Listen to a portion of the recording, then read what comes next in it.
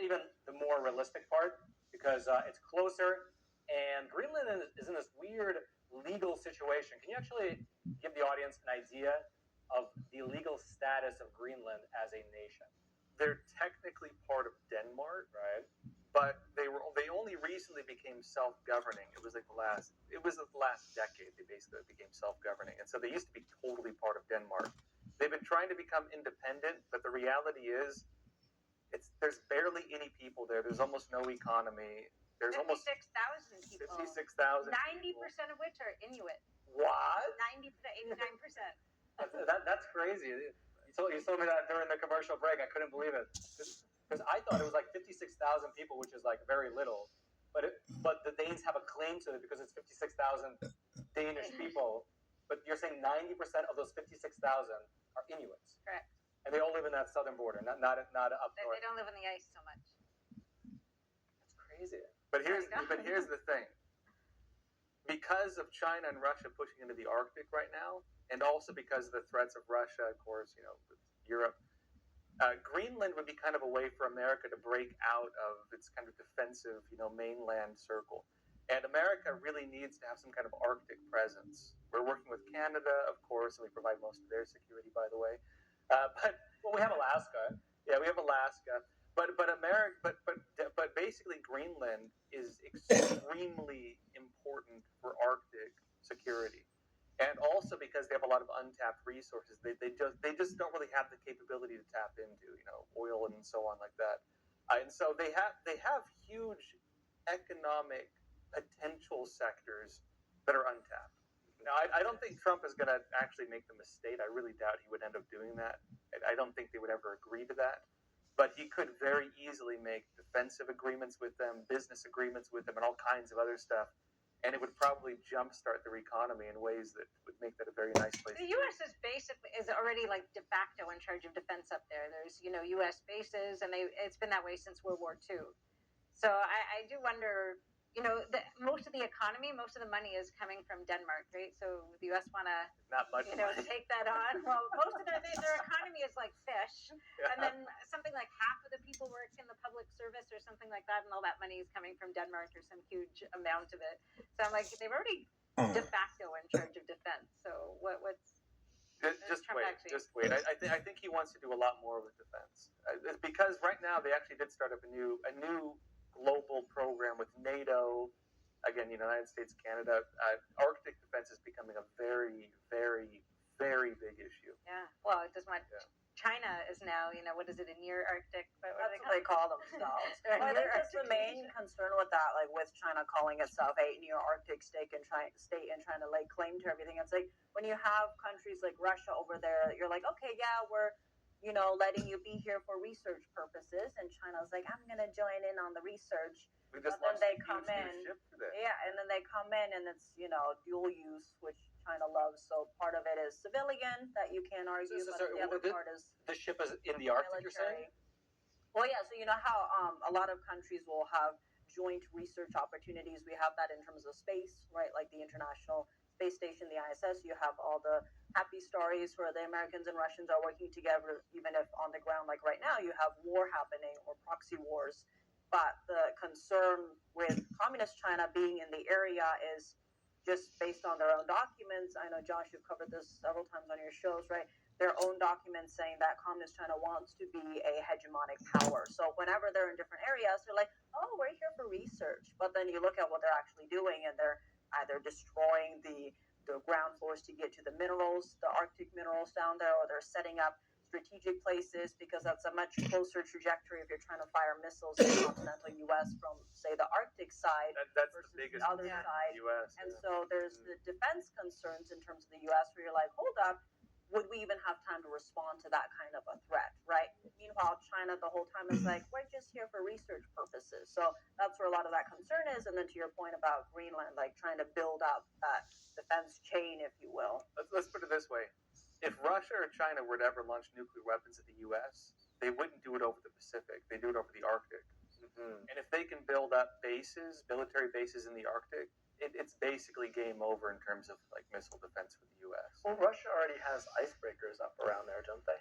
They do. Yeah. So Russia and China are trying to establish right now a trade passage where they can connect basically, through trade routes going through the Arctic, the eastern and western coast of Russia. Mm-hmm. And Russia used to not want China up there, but now that Russia's in a weakened state and they need the money, they're letting the CSP basically use their territory to do it. Did you see Medvedev comment about Trump's plan to annex Greenland? I basically encouraged him. He said, "Yeah, it's good." Probably thinking it'll make them look better for the Ukraine war. Well, heck, China could take Hong Kong, Russia can take part of Ukraine. Why can't we just take Greenland, right?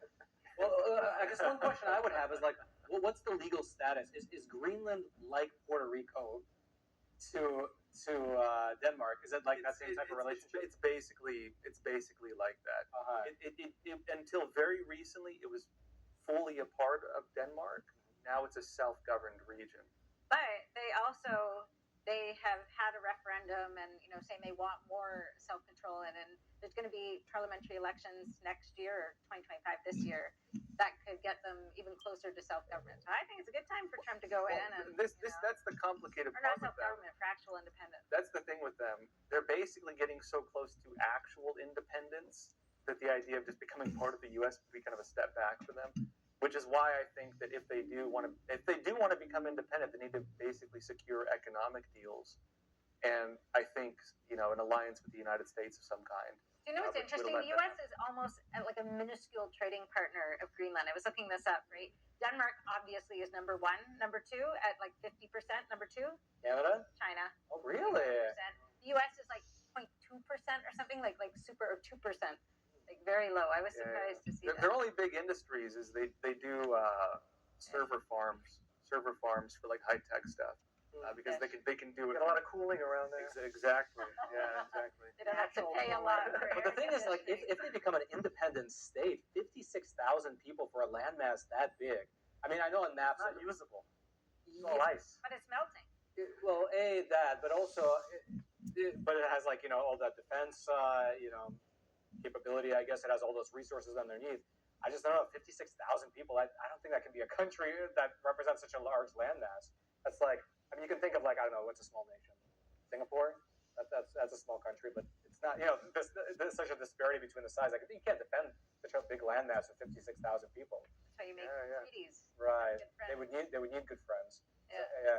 Okay, so here's a question: how come Greenland? I mean, I guess one question would be like, why the U.S. isn't Canada closer to Greenland?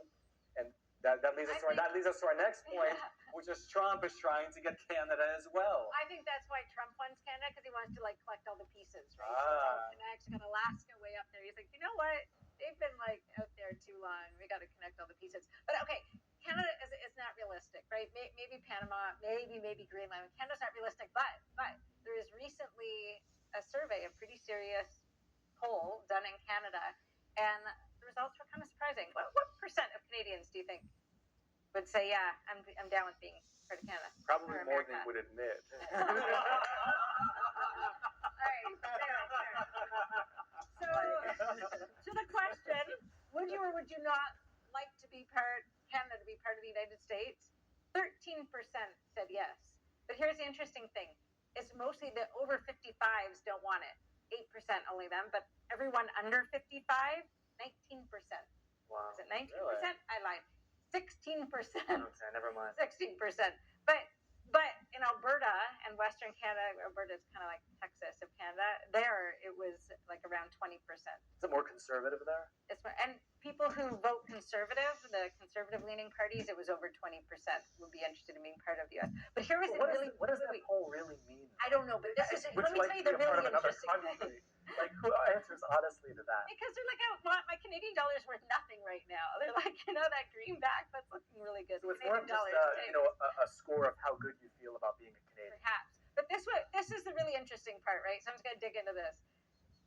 The Bloc Québécois, the party that is dedicated, only exists in Quebec, that's dedicated to separating from Canada, right? To making Canada not a country or its own country.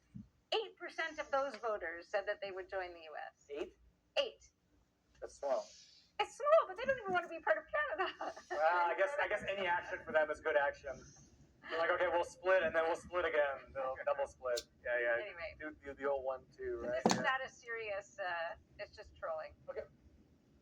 It's Trump trolling. Okay. Canada's ever going to be part of the U.S. Well, here's the thing. Trump wants to renegotiate his trade deal with Canada because we basically do have like a $100 Didn't he do billion that in the last deficit, something like that. administration? And we still lose a ridiculous amount of money. And he's raising the point that we don't really get a whole lot out of our trade relationship with Canada. They get a lot from us. We don't get a lot from them. And honestly, in that type of a negotiation, it doesn't hurt to like float this crazy idea. Like, hey, you should become a part of the U.S. Polls come out saying 20% of people would agree with that in some pockets of Canada.